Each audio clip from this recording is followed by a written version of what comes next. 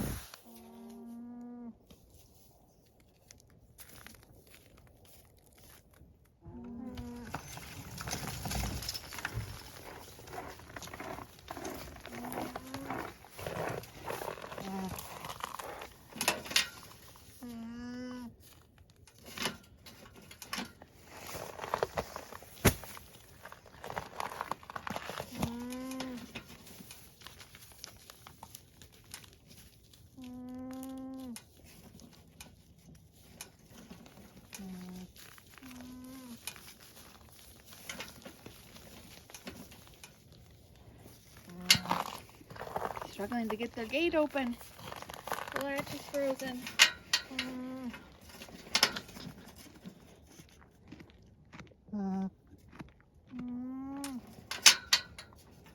Finally. Alright guys, let me get my gloves back on.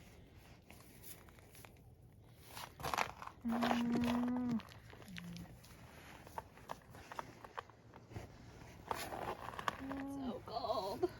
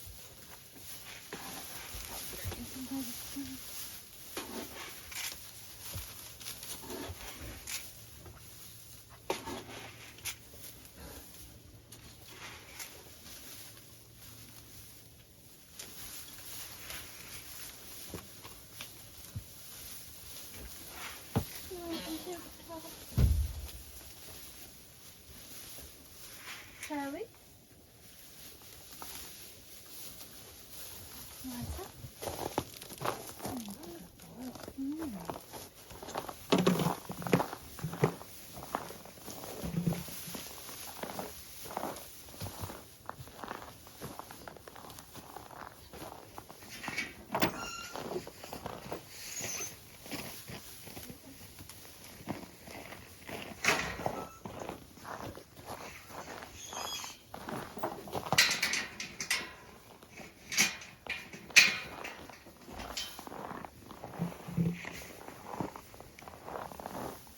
Let's go see the little boys.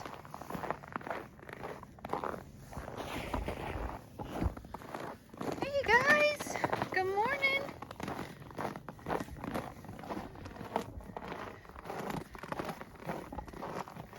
Sven, don't be a bully.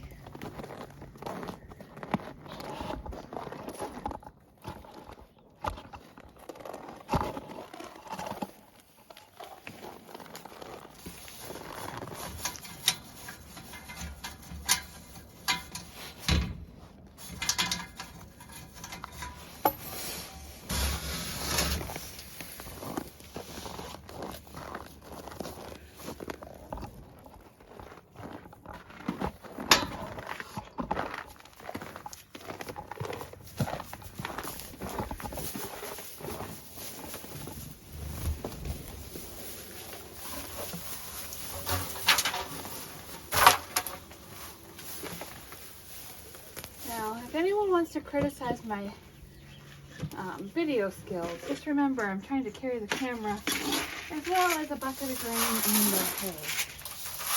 Not that anyone has, but I'm just saying. Alright. Boys, you gonna go in and eat? Look at those trees. Oh, they're so pretty. Almost makes it worth being out in this cold weather. Almost. Alrighty. Excuse me.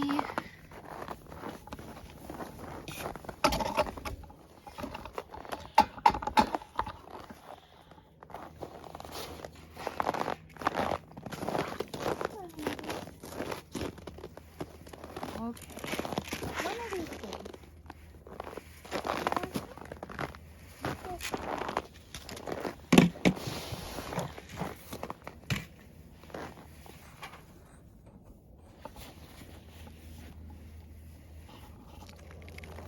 Good morning, ladies. Hi. You ready for some breakfast?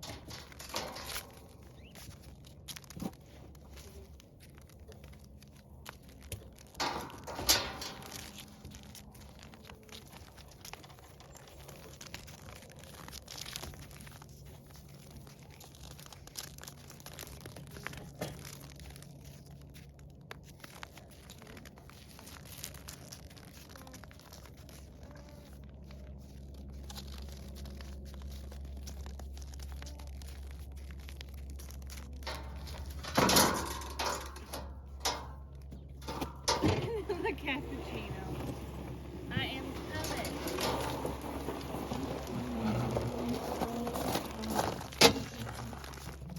So impatient.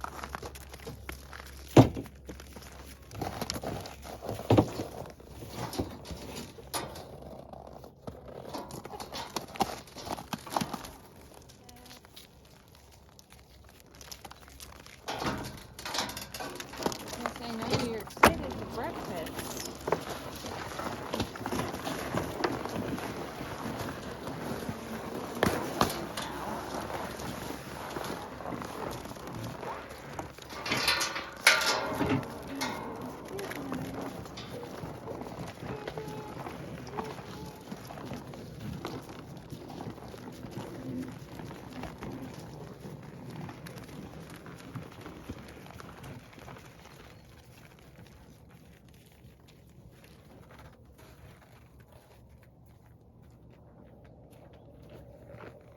Yes, I literally am coming out to get the cans now.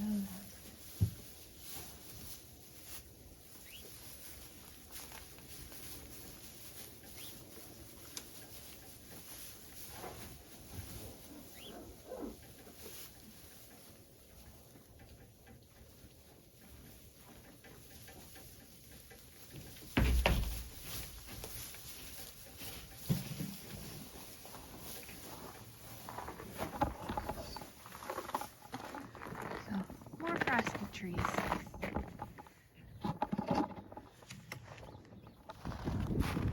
So we've had a little excitement the last couple days. This fence has taken a beating. And with the big snowdrift, Andy's decided to see what was on the other side. Sven still likes having a barn all to himself. He has no interest in joining the others. He's in here just chowing down. But I came home from work last night and I heard some screeching and drove up here right by the barn, checked things out, and there was Hamilton on top of Andy's. Well, I walked him back to his pen, gave him some supper. He was still in the barn with Sven this morning. Came home from work this afternoon. And he was just sitting here with the boys. Obviously the same shenanigans had been going on based on the condition of his fiber. But he had no desire to go back to his pen. And it looks like the boys have accepted him. They're letting him eat with them. So I got the next 3 days off, so I guess I'll just see how things go. Are you okay, Andes? I was worried at first because he didn't want to stand up, but maybe they had hurt him, but he's walking around okay. Got right up when I brought the food in. So, time will tell. So it's Friday morning. Andy seems to be doing all right. I had to separate Charlie, or get Charlie off of him this morning, but otherwise he's fine. That's just a male dominance thing. And Sven decided to venture out and join the rest of the boys. Good morning, Sven. Which will make chores much easier for me because I won't have to keep walking on that treacherous path back to the little boy barn. Of course, he walks away now. So the big boys weren't letting Andy's eat. I even brought out their bucket from him and Spen's barn. Hi, Charlie. So I put a little hay right here for Andy's, and he's been chowing down. Spen is mainly leading the charge and not letting Andy's eat. Every time he walks over there, Spen spits at him. Poor little Andy's. Everyone picks on you. It didn't have to be this way, buddy. You had your own place. Why'd you have to move into the frat house? All right, boys. See, Andy, after he decided to move in, things have settled down. He's gotten used to it. And the boys are pretty good with him these days.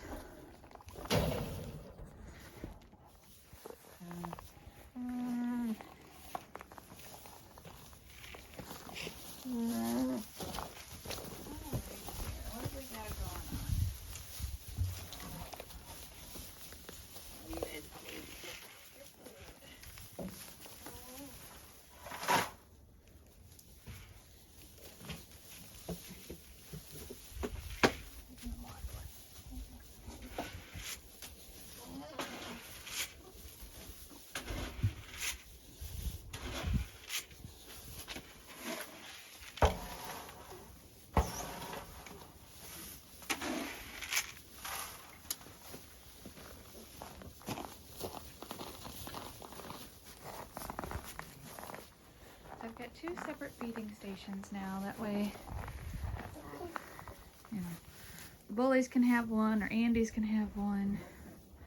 The biggest bully is Charlie, but even he seems to be just minding his own business today.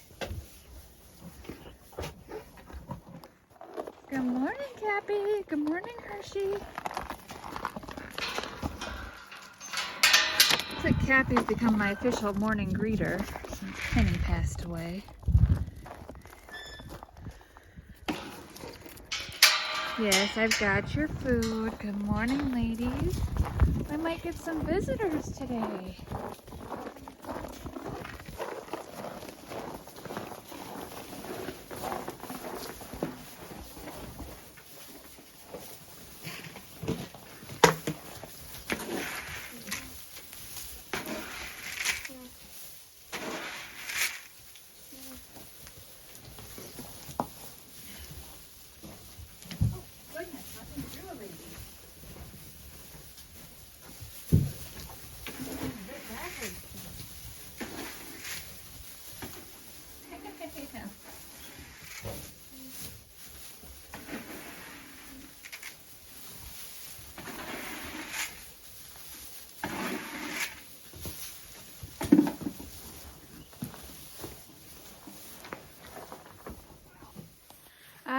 So the new segment this month is called Barn Talk.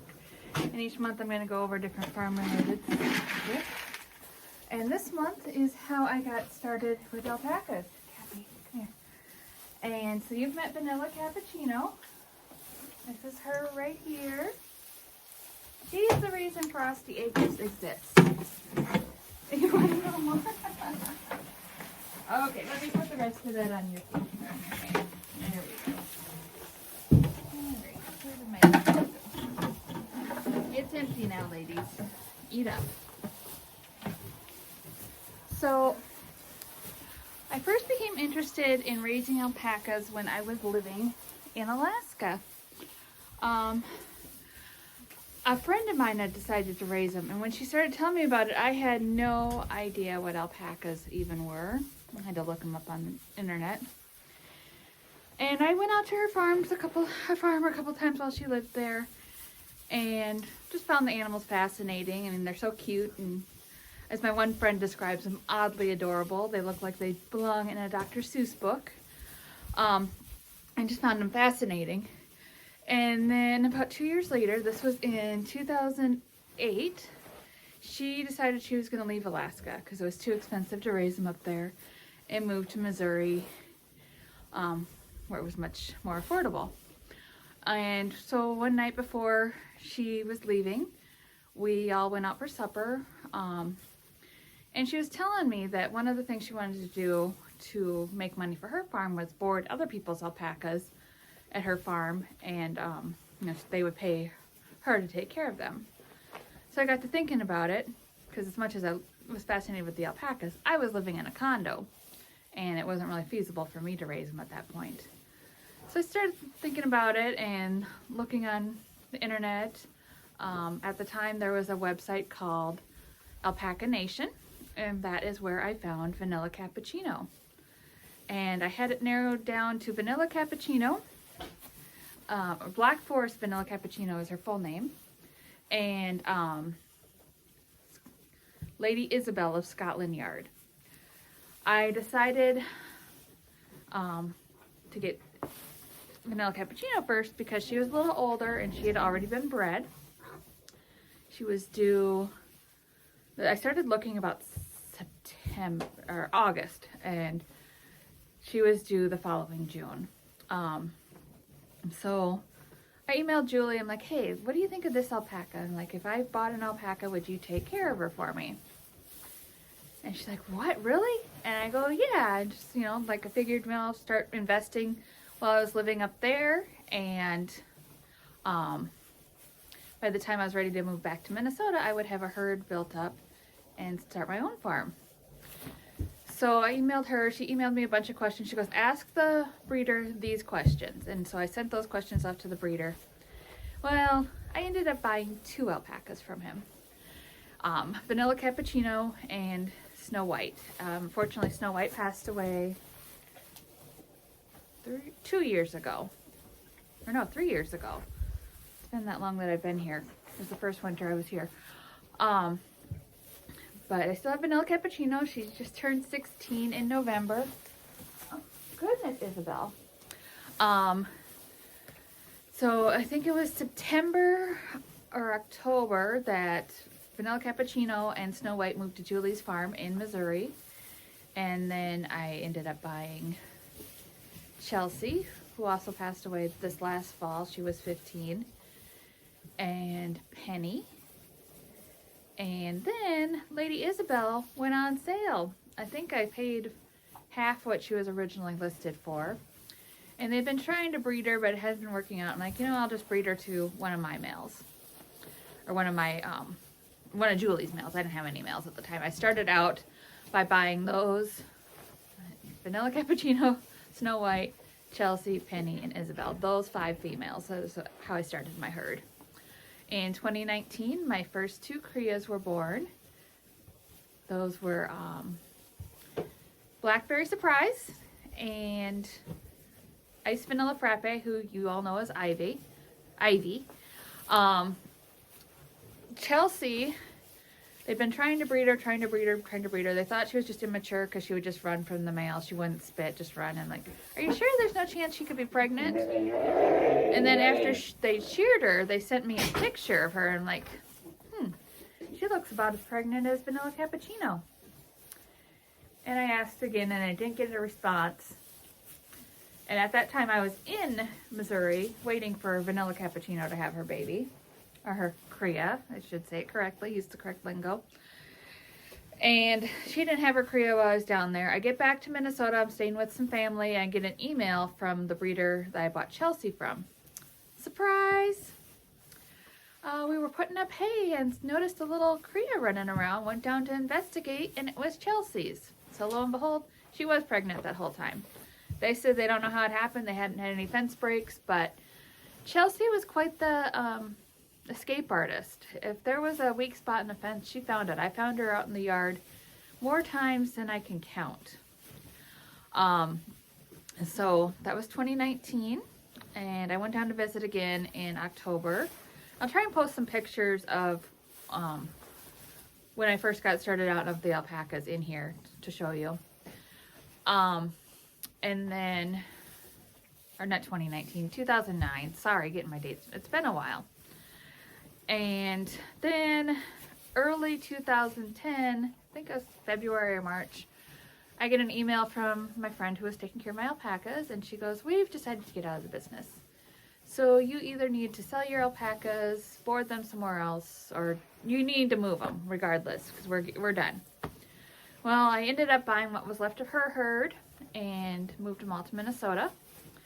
And I'd actually called my dad and like, you know, it was 2010, the economy was crap, houses weren't selling. I like told him the situation, like, can my alpacas and I move in with you? And he's like, okay. And he had been off work for a shoulder injury, so him and my brother-in-laws put up the fences, put up shelters. We did put up one shelter after I moved home. And in July, Lady Isabel and Snow White, because Snow White had gone to back to Colorado to be rebred. But those two were the first two at the farm, and a couple weeks later, the rest of the herd arrived, and then I think they arrived late July, early August of 2010. I moved back from Alaska in late August of 2010. First Korea was born a couple weeks into September, or first week of September, and then the rest is history. So I lived with my dad until 2019, and that is when I bought this place that I'm living at now. And now I've got 15 alpacas. There's been a lot of ups and downs over the years. First year was really tough. The last year, as you've heard in my last video, was pretty tough. And the sad thing is, like, you have years like that, but you also have really good years. And I'm hoping this year, crossing my fingers, that this year will be a good year. Can't cross my fingers with these gloves on. But got 2, maybe 3 Koreas due next fall. And I'm getting more and more convinced that Ivy is actually pregnant, just because she's not her usual sweet self. She doesn't really want a whole lot to do with me. Let's go see if she'll say hi. Oh, hi Ivy. Are you gonna prove me wrong? Did you hear me talking about you? Oh. Of course she has to prove me wrong. Anyway, that's it for this month's farm episode. And I will see you sometime next week with a video about all my crafting stuff. Thanks for watching.